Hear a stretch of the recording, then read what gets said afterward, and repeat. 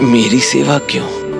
हे संत तुलसीदास जी, किसी राम भक्त की सेवा करने का अवसर भी तो सौभाग्य से प्राप्त होता है, तो इससे हमें वंचित मत कीजिए। स्वामी, तुलसीदास की ये दशा कैसे ठीक होगी? जब वो लेखन करेगा। किंतु कैसे स्वामी? भक्ति से सब संभव है। गोस्वामी तुलसीदास जी, अगर कोई औषधि लानी हो तो जाकर ले आए। कोई औषधि, कुछ भी उपचार कुछ काम नहीं कर रहा। प्रतीत होता है कि कलयुग का सारा क्रोध प्रभु ने मुझ पर ही केंद्रित कर दिया है।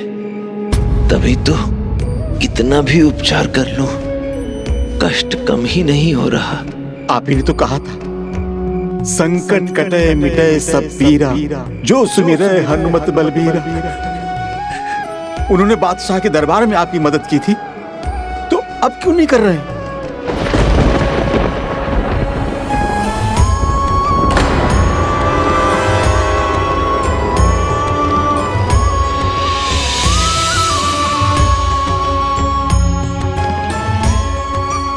संकट कटे मिटे सब पीरा, जो सुमिरे हनुमत बलबीर।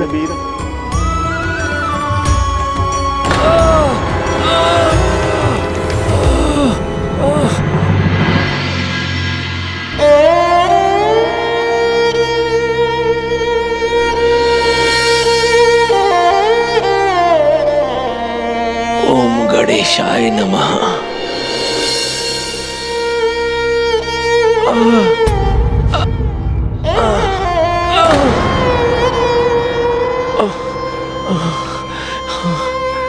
हे गणपति, हे माता जानकी, हे प्रभु श्री राम, मेरी सहायता कीजिए। हे संकट मोचन बजरंग बली, अपने इस भक्त की स्थिति का भाव तो नहीं रोक सकता।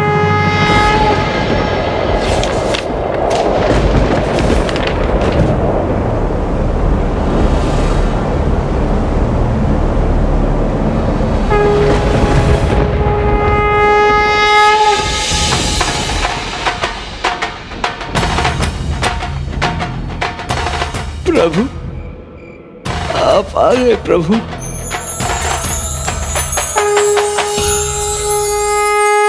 प्रभु,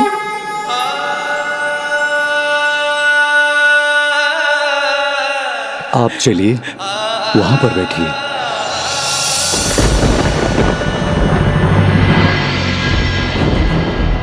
लिसा की रचना की थी और संकट में आने पर इस संसार को मेरा आशीर्वाद पाने का आपने सरल उपाय दिखाया था। और आज जो आपने अपने बाहु में इतना कष्ट होने के बाद भी जो रचा है, उसे हनुमान बाहुक बुलाया जाएगा। भविष्य में जब लोगों को कलयुग में शारीरिक कष्टों का अनुभव होगा, तो हनुमान बाहुक से उन्हें सभी कष्टों से मुक्ति मिलेगी।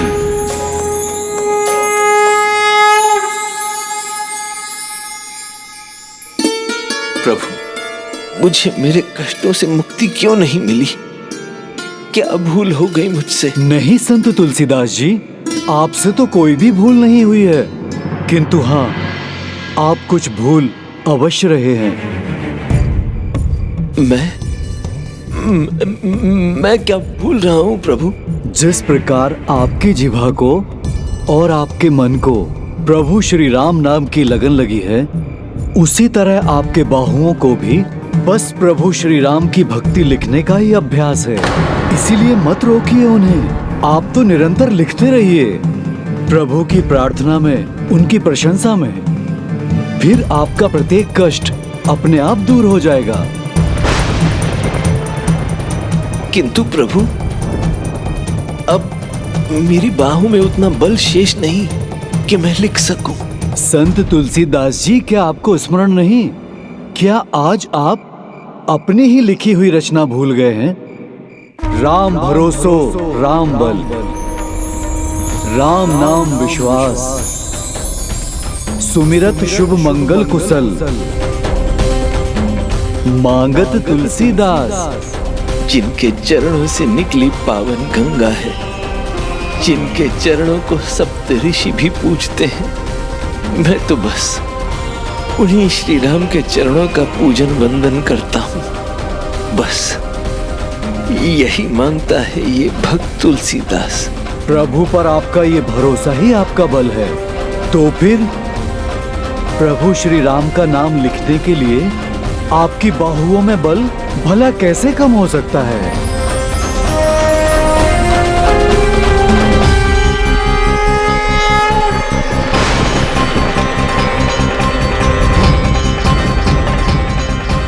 प्रभु श्री राम का नाम लिखने के लिए आपकी बाहुओं में बल भला कैसे कम हो सकता है? धन्यवाद प्रभु हनुमान जी, आपने सदा की भांति एक बार पुनः मेरा मार्गदर्शन किया। हनुमान बाबा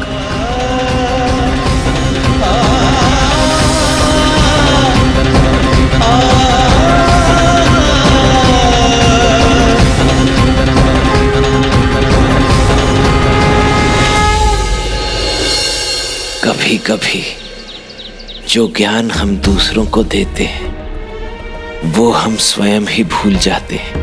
इसलिए मैं अपने जीवन के सभी अनुभवों को, उनसे प्राप्त ज्ञान को सरल दोहों में, इन शब्दों में व्यक्त कर रहा हूं।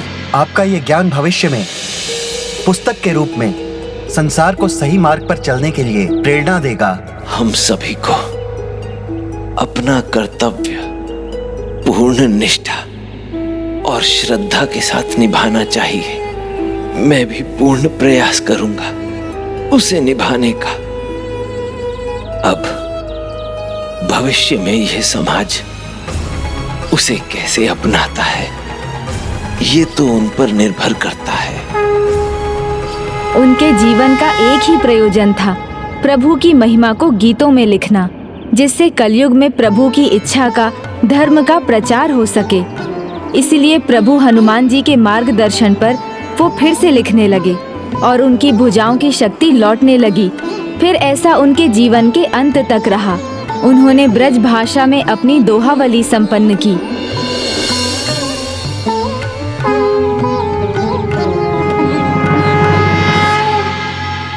हे प्रभु, मुझे प्रेरणा दीजिए। मैं क्या लिखूं प्रभु? जिसकी रचनाओं में शब्दों की इतनी सुंदरता है, वो तुलसीदास हमारे विवाह का वर्णन करते हुए भी एक रचना लिख दे तो कितना अच्छा होता स्वामी।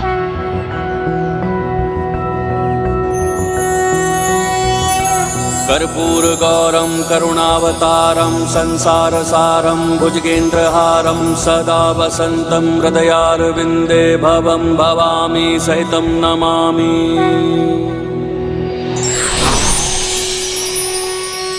पार्वती मंगल, मेरा मार्गदर्शन करने के लिए आपको कोटि कोटि धन्यवाद प्रभु।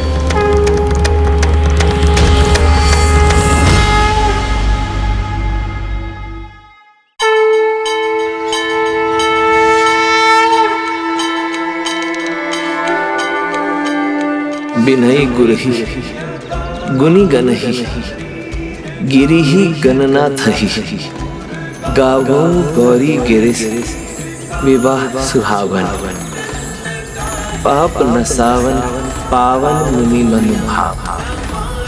हम ही आजू लगी कनकुड़ काहू ना किन हेव पार्वती तप प्रेम बिलबू ना एही धरी सुनी महेश मृदु बचन।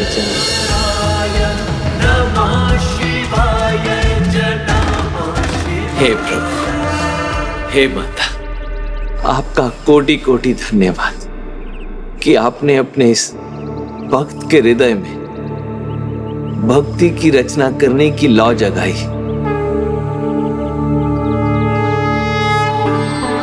जब जब मेरे मन में अंधियारा छाया, आपने तब तब मेरे मन को आलोकित किया। सदा अपने इस भक्त का हाथ थामा, उसका मार्ग प्रशस्त किया। तो हे प्रभु, हे माता, आज अपने इस भक्त का, अपने इस पुत्र का ये उपहार भी स्वीकार कर।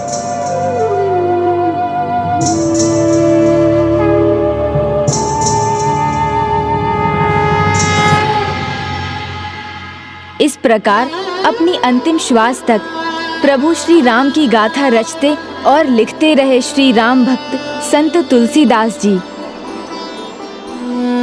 भक्तजन, जय बोलो श्री राम लखन जान की। जय हो श्री राम लखन जान की। जय बोलो श्री राम भक्त हनुमान की। जय श्री राम भक्त हनुमान की। जय श्री राम। जय श्री राम।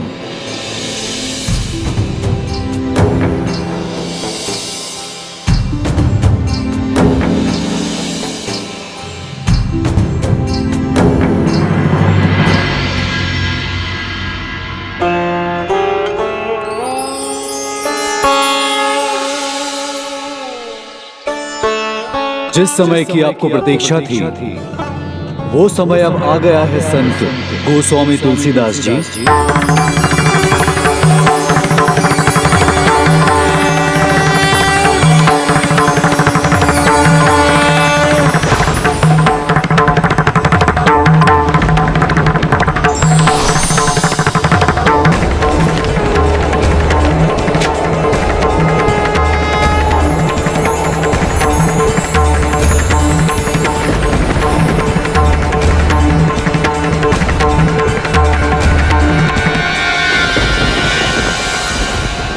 आपकी लिखी रामचरितमानस और अन्य सभी रचनाओं के माध्यम से आप जगत में सदा जीवित रहेंगे, महान संत गोस्वामी तुलसीदास जी। और जैसे मैं सदा आपकी राम कथा सुनने आता रहा, वैसे ही कोई भी भक्त राम कथा का पाठ करेगा, प्रभु श्री राम का नाम लेगा, तो मैं किसी न किसी रूप में राम भक्ति का रस लेने वहां भी पहुंच जाऊंगा। जय श्री राम। इस प्रकार अपनी अद्भुत भक्ति से संत तुलसीदास जी ने कलयुग के अंधकार को अपने ज्ञान और सरल भक्ति के प्रकाश से दूर किया, धर्म का प्रचार प्रसार किया और उनके होठों पर सदा यही रहता था, जय हो श्री राम लखन जान की। जय बोलो राम भक्त हनुमान की। जय हो श्री राम लखन जान की। जय बोलो राम भक्त हनुमान की। कलयुग में भक्ति का इतना श्रेष्ठ उदाहरण प्रस्तुत करने वाले संत गोस्वामी तुलसीदास जी की कथा तो अद्भुत थी। अद्भुत तो प्रत्येक भक्त की कथा होती है पुष्पदंत जी, क्योंकि प्रभु के सच्चे भक्त अपनी भक्ति की अभिव्यक्ति में अद्भुत ही होते हैं। इसलिए संत तुलसीदास जी के समान वो भक्त भी अति श्रेष्ठ थे, जिन्होंने उन्हीं के समान भक्ति का परचम थाम रखा था। जहाँ एक ओर अवध में राम भक्ति की गूंज का कारण तुलसीदास जी बने थे, वहीं दूसरी ओर कृष्ण भक्ति में डूबी वो भक्त थी, जिनका अपने प्रभु से अलौकिक संबंध था। कैसा अलौकिक नाता गजानन? प्रेम का अलौकिक नाता, जहाँ प्रेम शब्द की चर्चा तक ना हो, किंतु अथाह प्रेम हो।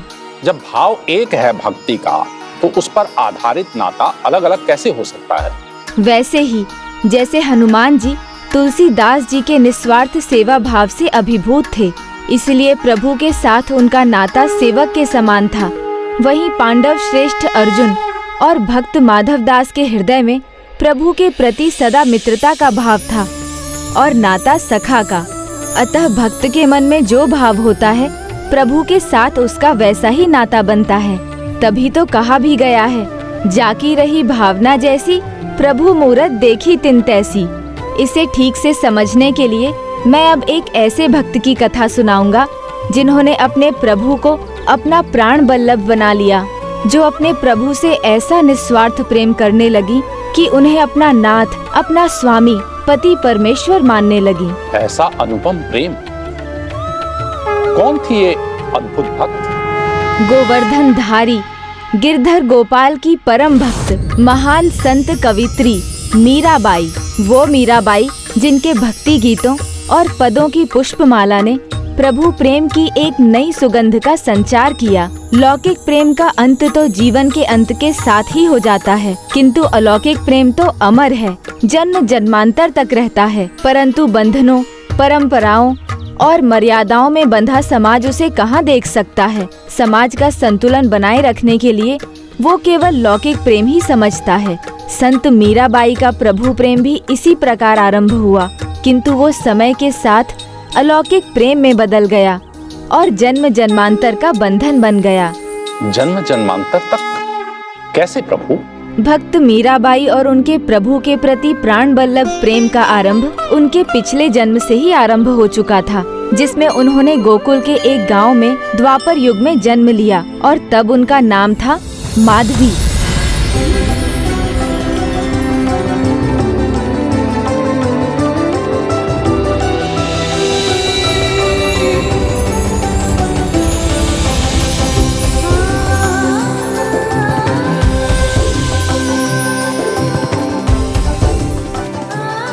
माधवी, माधवी, शीघ्रता करो, बारात आने ही वाली है।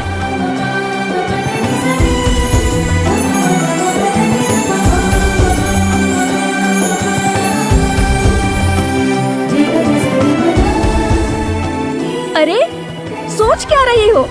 सुना नहीं क्या? बारात आ भी चुकी है। बारात आ गई है तो क्या हुआ? दुल्हन भी तो तैयार है।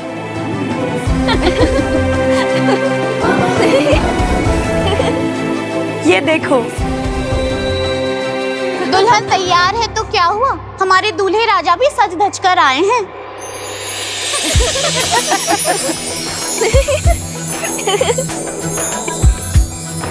क्या ऐसे निहारती रहोगी या फिर झुककर हमारे वर पक्ष वालों का सत्कार भी करोगी?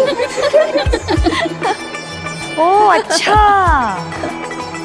दुल्हन भी हम ही दें और झुके भी हम ही। सुनिए ध्यान से, यदि आपके दूल्हे राजा को दुल्हन चाहिए तो उससे विनम्र रहना होगा।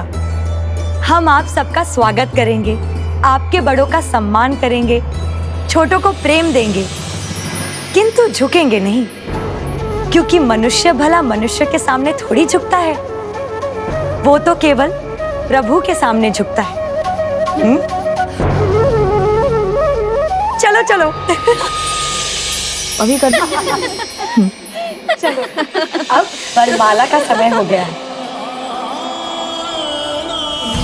बेटी तो पराया धन होती है, यह अमानत है दूसरे कुल की।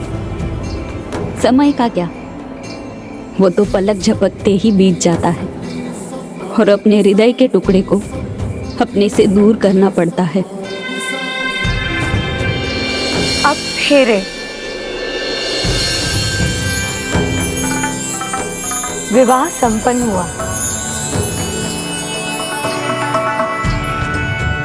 लो, अब विदाई का समय भी आ गया। अब दुल्हन को हमारे साथ विदा करना होगा। नहीं नहीं, मैं मेरी गुड़िया को विदा नहीं करूंगी। वो कहीं नहीं जाएगी, वो मेरे साथ ही रहेगी, है ना माँ?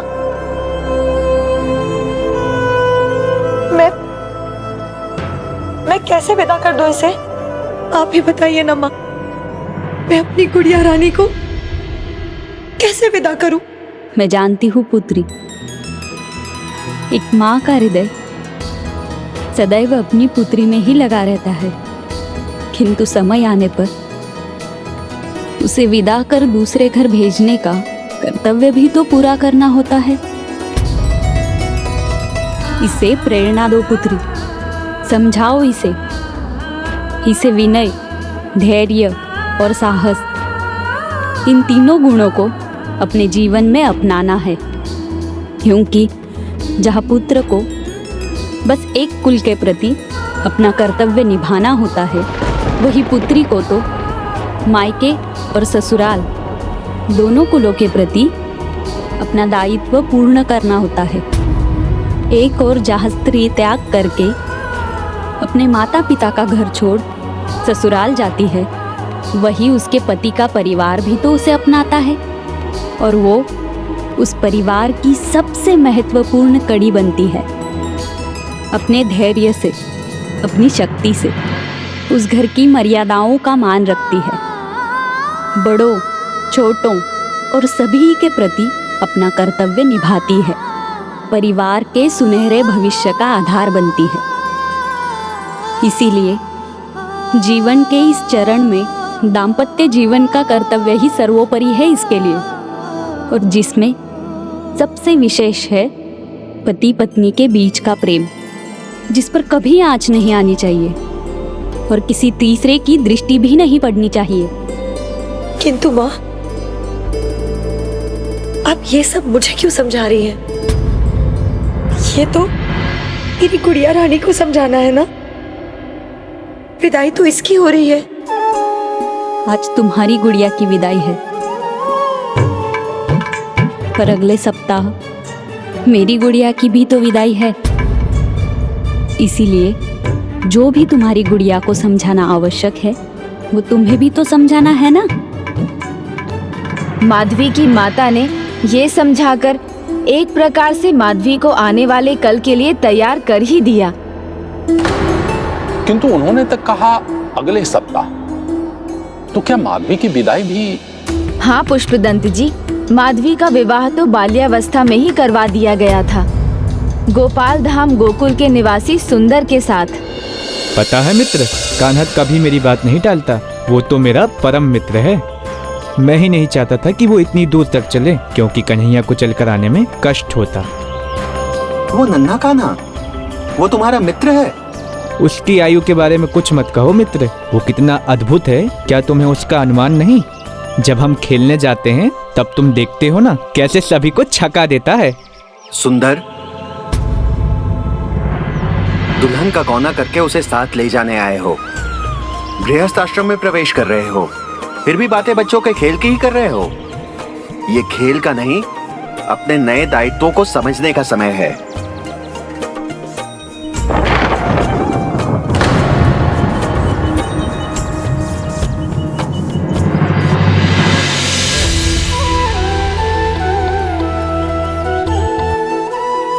स्वागत है जमाई जी।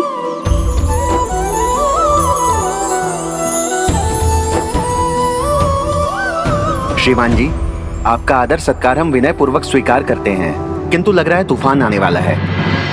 लौटने में कोई कठिनाई ना हो जाए, इसलिए मेरा आपसे निवेदन है, आप दुल्हन की विदाई शीघ्र करवा दीजिए। उचित है। विदाई की सारी तैयारियां हो चुकी है और माधवी भी तैयार है। मैं उसे लेकर आती हूँ।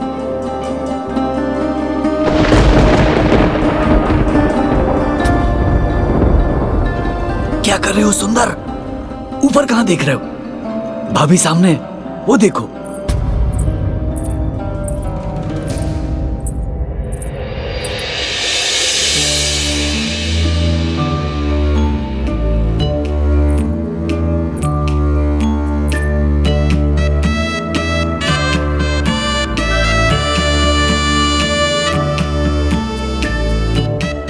देखो देखो, उनकी आंखों में आंसू भी है।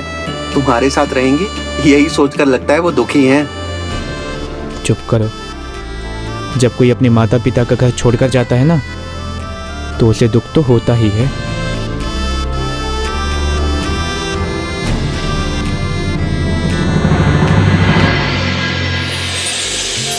आपके हृदय को भी मेरी विदाई पर ऐसी ही पीड़ा होगी ना? उतना नहीं, उससे कई गुना अधिक।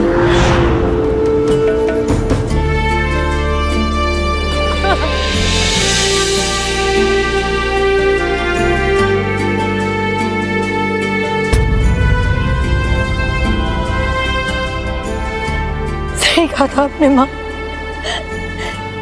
जितना प्रेम बिछड़ने में उतनी ही पीड़ा होती है। आज मैं खुश भी हूँ और दुखी भी। खुश इसलिए कि मेरी पुत्री अपना संसार बसाने जा रही है, और दुखी इसलिए कि मेरे हृदय का टुकड़ा मुझसे बिछड़ रहा है। आप निश्चिंत रहिए। आपने तो मुझे सब कुछ पहले से ही समझा दिया है ना। ससुराल की मान मर्यादा, उसकी परंपरा, छोटे बड़ों के प्रति प्रेम और आदर, मैं अपने सारे कर्तव्य भली भांति निभाऊंगी माँ। दोनों कुलों की गरिमा बनाकर रखूंगी और हम दोनों पति पत्नी के प्रेम के बीच किसी अन्य की छाया भी नहीं पड़ने दूंगी।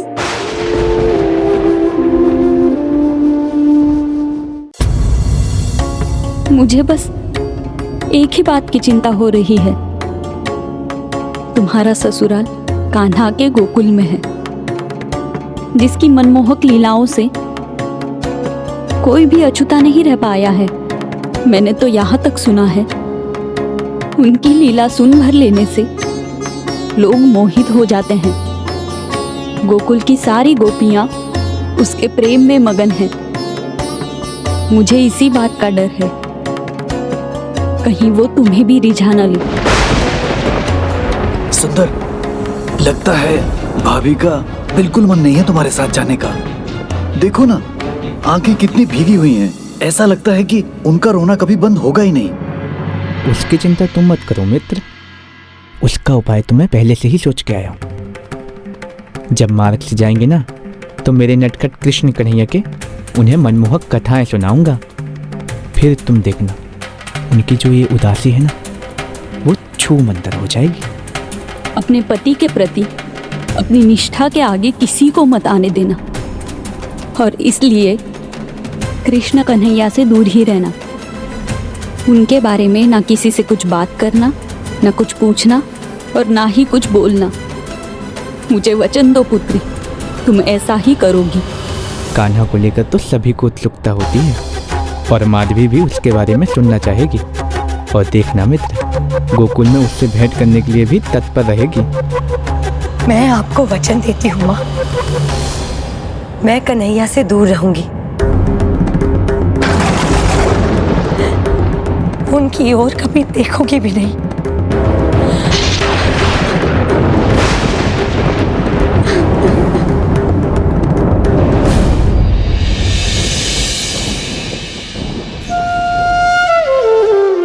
ऐसी चिंता माँ की, इतना कठोर वचन ले लिया उन्होंने, इसका क्या कारण था गजानन? माधवी की माँ चाहती थी कि उनकी पुत्री द्वारा लौकिक यानी सांसारिक मर्यादाओं का कभी उल्लंघन ना हो, इसलिए उन्होंने माधवी से ऐसा कड़ा वचन लिया। किंतु जब लीलाधारी गोकुल में थे, तब कुछ ना कुछ लीला तो होनी ही थी।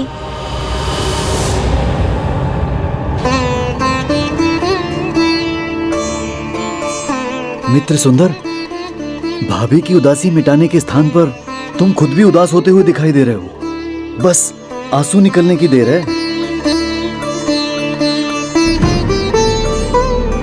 तेजी से आगे बढ़ते रहो, बिन मौसम की हवाएं चल रही हैं, तूफान आ सकता है। तेजी से नहीं बढ़ा जा रहा तो कोई बात नहीं, बड़े हैं तो यही कहेंगे कि सावधान रहो। लेकिन तुम चिंता मत करो, कोई भी तूफान नहीं आने वाला, और आएगा भी तो मेरा मित्र है ना, वो सब कुछ संभाल लेगा। वो अपनी लीलाओं से हमारी रक्षा करेगा। अरे, मैंने तो अपने मित्र का नाम ही नहीं बताया, कन्हैया। वैसे तो उसके बहुत सारे नाम हैं, कृष्ण कन्हैया, गोपाला, नंदलाला, मुरलीधर। क्या हुआ, तुमने उसके बारे में नहीं सुना क्या? तो इसमें दुखी होने की क्या बात है? मैं हूं ना, मैं उसके बारे में सब कुछ बताऊंगा, उसकी लीलाओं की कथाएं सुनाता चलूंगा। फिर देखना कि समय भी कैसे कट जाएगा, पता ही नहीं चलेगा। अब किसी का कहा मत सुनो, बस मेरी सुनो। बचपन से ही मेरे कृष्ण कन्हैया मुरलीधर मोर मुकुटधारी लीलाएं दिखाते आए हैं। सबसे पहले तो माखन चुराने वालों की टोली बनाई। मैं उससे बड़ा था, फिर भी उसकी टोली का भाग बन गया। और जब भी हम कन्हैया के पीछे पीछे किसी घर में जाते थे, माखन की हांडी चुराने का कार्य भी मेरा ही होता था। माखन चुराते हुए जब कभी पकड़े जाने का डर होता था, तो कन्हैया को तो पहले से ही पता चल जाता था। हम सभी तो भाग जाते थे, लेकिन कन्हैया सामने आ जाता था और उसे डांट खानी पड़ती थी। किंतु उसकी मधुर मुस्कान को देख उसे पकड़ने वाला भी उसे मंत्रमुग्ध होकर देखते रह जाता था। और यदि कोई गृह स्वामिनी कन्हैया के कान खींचती थी ना, तो उसमें भी प्रेम छुपा रहता था। और बाद में वो उसके साथ दुलार करके और ढेर सारा माखन देकर उसे भेज देती थी। विश्वास नहीं होता ना कि ऐसा भी हो सकता है, किंतु हमारा कन्हैया तो है ही इतना अद्भुत। अपने पति के प्रति अपनी निष्ठा के आगे किसी को मत आने देना, और इसलिए कृष्ण कन्हैया से दूर ही रहना। मुझे वचन दो पुत्री, तुम ऐसा ही करोगी। ये तो छोटी छोटी घटनाएं हैं। कन्हैया ने तो बड़ी बड़ी लीलाओं का भी परिचय दिया है। बचपन में ही बड़े बड़े असुरों को सबक सिखाया है, जैसे विशाल राक्षसी पूतना, भयंकर कालिया नाग।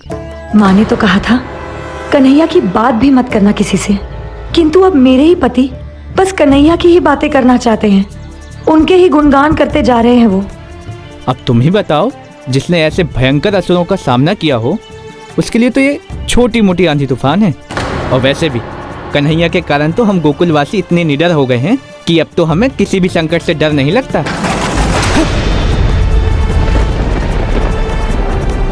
वो तो अचानक से हो गया था, इसीलिए शक पका गया।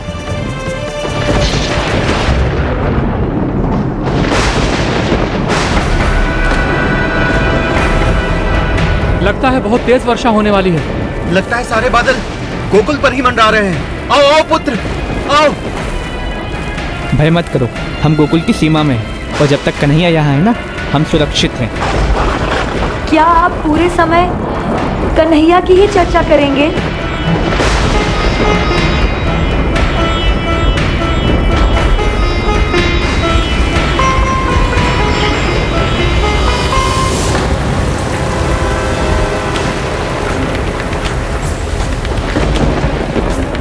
लगता है ये पूरे गोकुल की परीक्षा है। ये काले बादल देखकर ऐसा लग रहा है जैसे इंद्रदेव भी कुपित है। यहाँ हमें नहीं रुकना चाहिए। चलो पुत्र। किंतु जहाँ कन्हैया है वहाँ इंद्रदेव का क्रोध कहाँ टिकेगा पिताजी?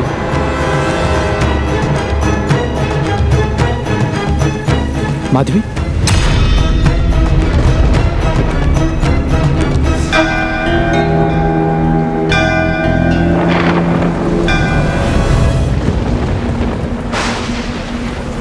इतने सालों बाद भयानक बारिश हो रही है गोकुल में। पता नहीं इसका क्या कारण है। मुझे पता है इसका कारण। ये सब हुआ है कन्हैया के निर्णय के कारण। मुझे देवराज इंद्र को नकारा है गोकुलवासियों ने।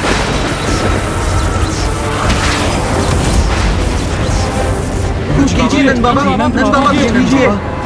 यशोदा मैया कुछ कीजिए। यशोदा मैया। न कन्हैया हमें रोकता, न ये सब होता। मेरे लल्ला को दोष देने से क्या लाभ? उसने आज तक जो कुछ भी किया है गोकुल और नंदगांव की भलाई के लिए ही किया है। वो तो हम भी मानते हैं यशोदा मैया, पर कहाँ है कन्हैया? अब क्यों नहीं आता गोकुल की रक्षा के लिए?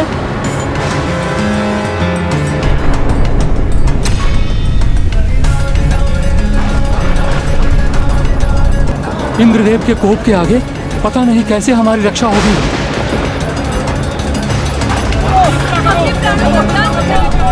क्या हो रहा है ये सब?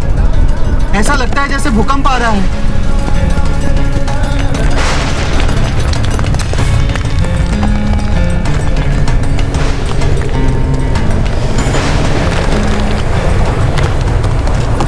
ये तो गोवर्धन पर्वत है, परंतु ये स्वयं ऊपर कैसे उठ रहा है?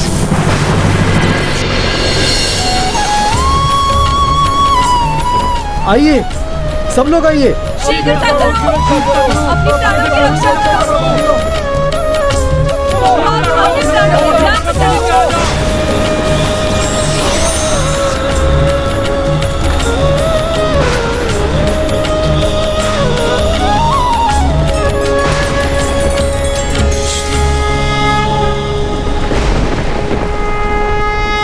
जाओगी?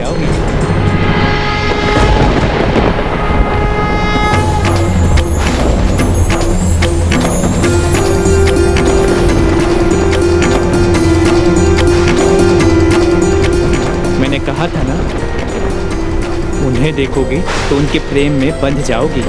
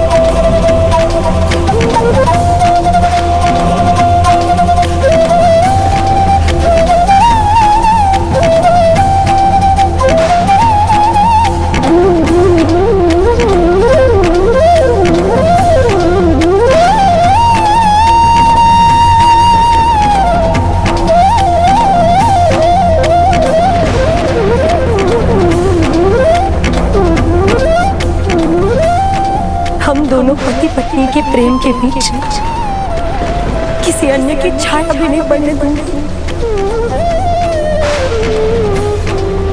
अपने पति के प्रति अपनी निष्ठा के आगे किसी को मत आने देना, और इसीलिए कृष्ण कन्हैया से दूर ही रहना।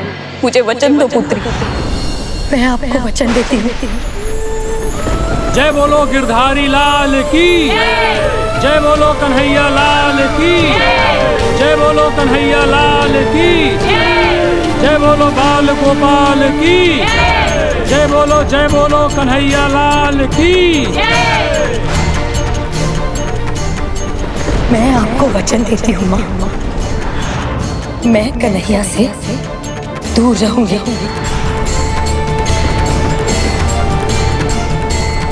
अपने पति के प्रति अपनी निष्ठा के आगे किसी को मत आने देना। कृष्ण कन्हैया से दूर ही रहना। मैं वचन देती हूँ, मैं कन्हैया को कभी नहीं देखूंगी। मैं वचन देती हूँ, कन्हैया को कभी नहीं देखूंगी। मैं वचन देती हूँ, कन्हैया को कभी नहीं देखूंगी। मैं वचन देती हूँ, कन्हैया को कभी नहीं देखूंगी। मैं वचन देती हूँ, कन्हैया को कभी नहीं देखूंगी।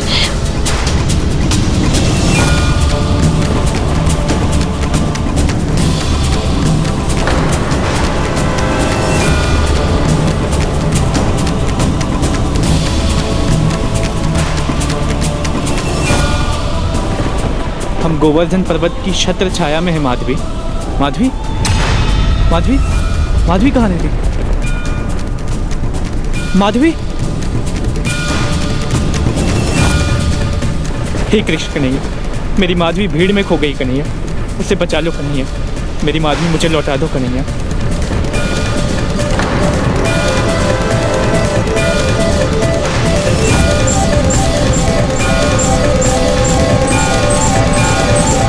कन्हैया, माधवी, माधवी,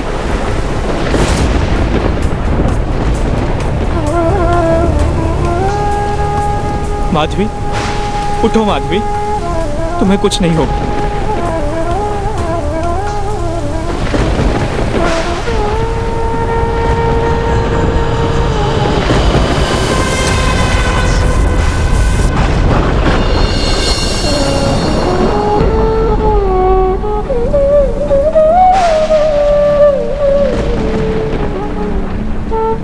माधवी, उठो माधवी।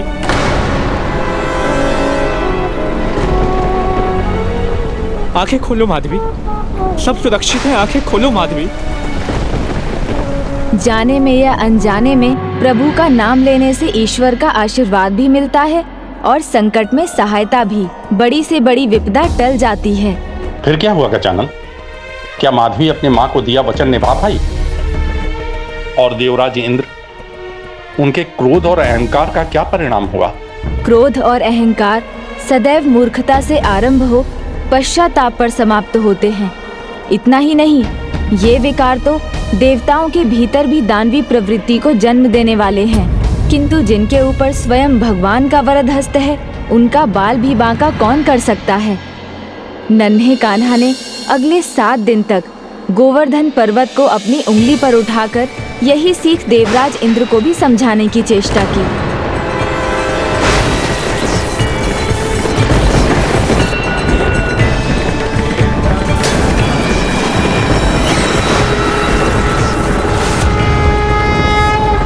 ये क्या हो रहा है?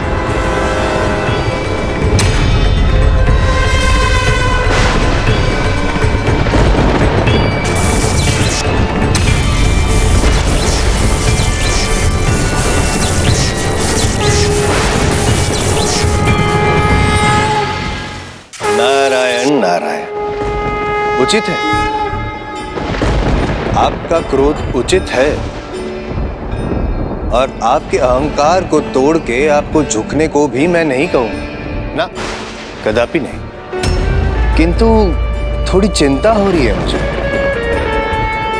देखिए ना वहां नीचे अपनी एक उंगली पे जिन्होंने पूरे गिरी को उठाकर रखा है, यदि वे क्रोधित हो गए तो आपका क्या होगा इंद्रदेव?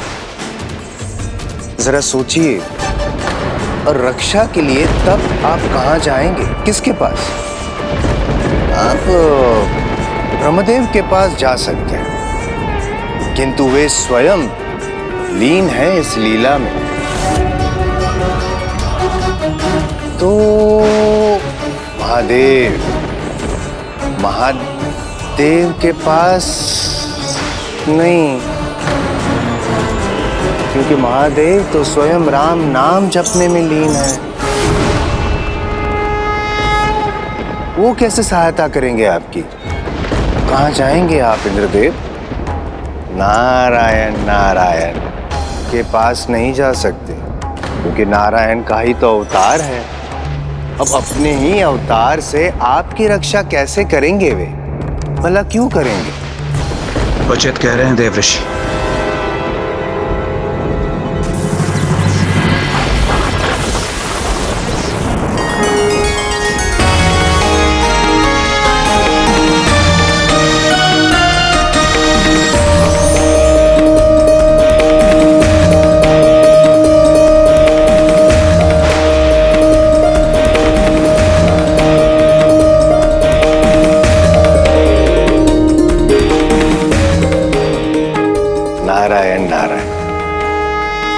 सत्य समझ गए हैं तो अपना क्रोध और अहंकार दोनों त्याग कर उनकी शरण में चले जाइए। नारायण नारायण।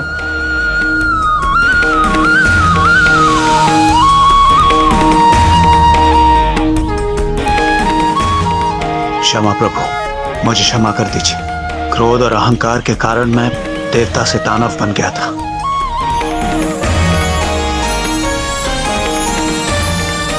इस प्रकार प्रभु श्री कृष्ण की गोवर्धन लीला संपन्न होने पर वो गिरधर गोपाल कहलाए, किंतु मूर्छित पड़ी माधवी प्रभु की लीला को देखने से वंचित रह गई और बाद में जब उसे चेतना आई तो उसकी आंखों में वही बसे थे जिन्हें वो नहीं देखना चाहती थी।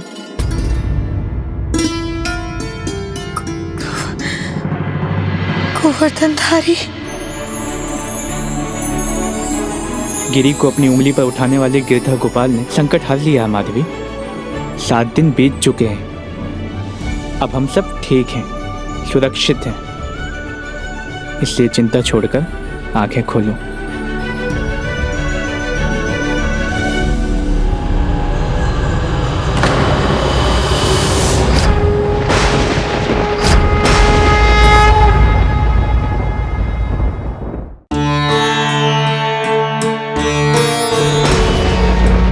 पुत्री, क्यों बार बार अपनी आंखें क्यों बंद कर रही हो? ऐसा क्या दिख रहा है तुम्हें जो तुम नहीं देखना चाहती? हाँ पुत्री, बताओ ना, क्या बात है जो तुम्हें सता रही है?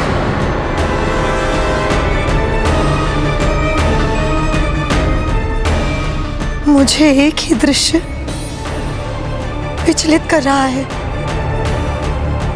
मैं जहां देख रही हूं वहां मुझे गिरधर गोपाल दिख रहे हैं।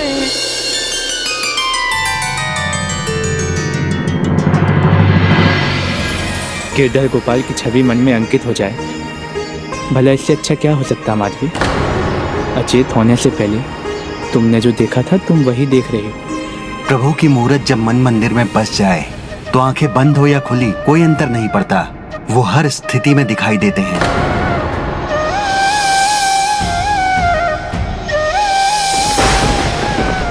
क्षमा करना माँ, मैं अपना वचन नहीं रख सकी। वो तो है ही मनमोहक, विचारों में आकर कब मन में बस जाए पता ही नहीं चलता। उनकी लीला तो न्यारी भी है और प्यारी भी।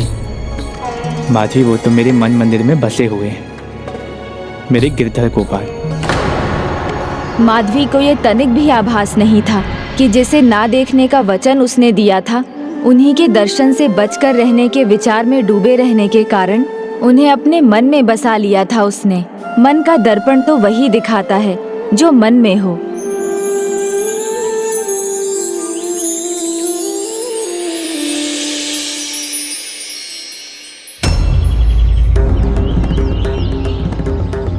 ये क्या? ये तो मयूर पंख है। मयूर पंख तो गिरधर गोपाल का चिन्ह है। नहीं नहीं नहीं, ये तो साधारण पत्र है। मुझे फूल इकट्ठा करने पर ही ध्यान देना चाहिए।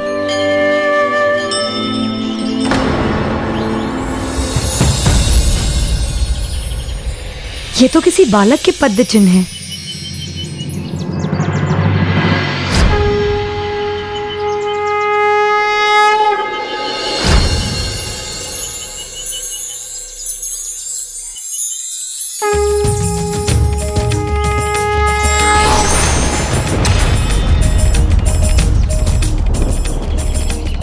ओहो माधवी, ये बार बार कैसा भ्रम हो रहा है तुम्हें?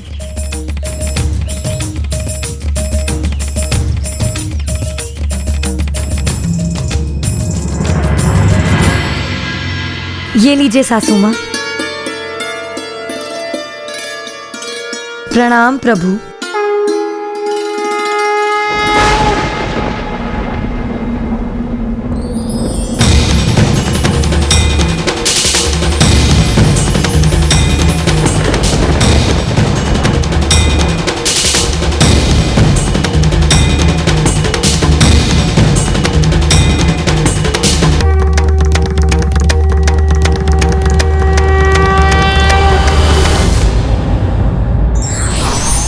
ईश्वर हमेशा अपने होने का आभास देते हैं। इसे समझना व्यक्ति पर निर्भर है।